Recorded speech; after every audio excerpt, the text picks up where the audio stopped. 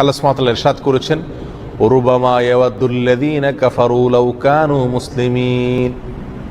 অর্থাৎ কাফেররা একটা সময় খুব আকাঙ্ক্ষা প্রকাশ করবে, আক্ষেপ করবে, আহায় যদি তারা মুসলিম হতো। কখন এই আক্ষেপটা করবে কাফেররা? দুনিয়াতে তো আক্ষেপ করলে তো মুসলমানই হয়ে যেত, তাহলে আক্ষেপটা কখন করবে?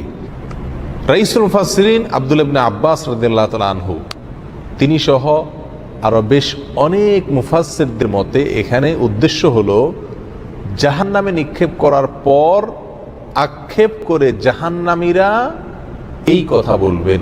জাহান্নামীদের মধ্যে দুই ধরনের লোক থাকবে, এক তো হলো অমুসলিম কাফেররা, আর দ্বিতীয়ত হলো মুসলমানদের মধ্যে যারা পাপিষ্ঠ এবং তাদের পাপ বা গুনাহের পরে তারা তওবা করেননি অথবা তাদের তওবা কবুল হয়নি, এরকম লোকেরা জাহান্নামে যাবেন।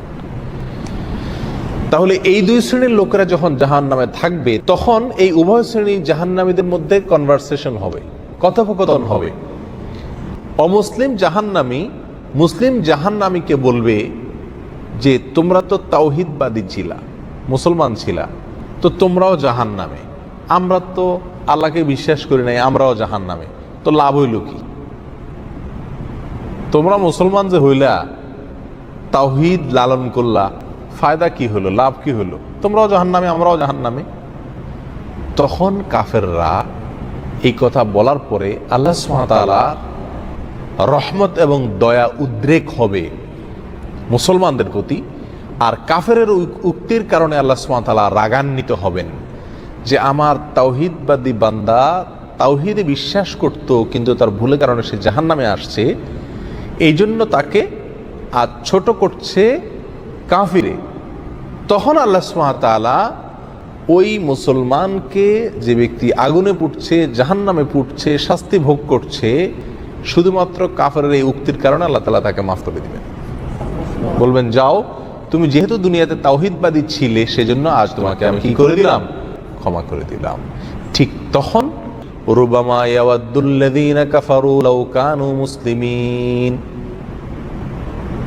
কাফেররা সেদিন আক্ষেপ করে বলবে, হায় যদি তারা মুসলমান হতো, তাহলে তারাও এখন সাধারণ ক্ষমার আওতায় পড়ে বের হয়ে যেতে পারত। তো এই আয়াত আমাদেরকে কি বোঝাচ্ছে? এই আয়াত আমাদেরকে বোঝাচ্ছে যে মুসলিম যদি অন্যায় করে, অপরাধ করে, তার জন্য সে জাহান্নামে যায়, আল্লাহ সুবহানাহু ওয়া তাআলা চাইলে যেই কোনো সময় তাকে কি করবেন? ক্ষমা করে জান্নাতে প্রবেশ করাবেন।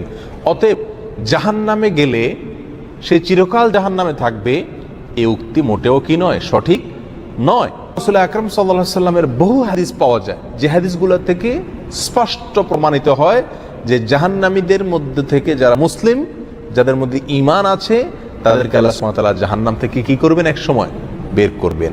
এবং এই বিষয়ে হাদিস ভুরি ভুরি।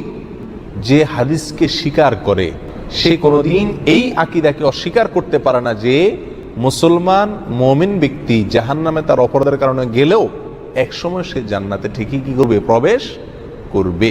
অতএব যে জাহান্নামে যাবে সে চিরকাল জাহান্নামে থাকবে, এটা আহলে সুন্নাত ওয়াল জামাতের আকীদা নয়, এটা মুতাজিলাদের আকীদা। এই ভ্রান্ত আকীদার উপরে আমাদের সচেতন থাকা উচিত, সাবধান থাকা উচিত।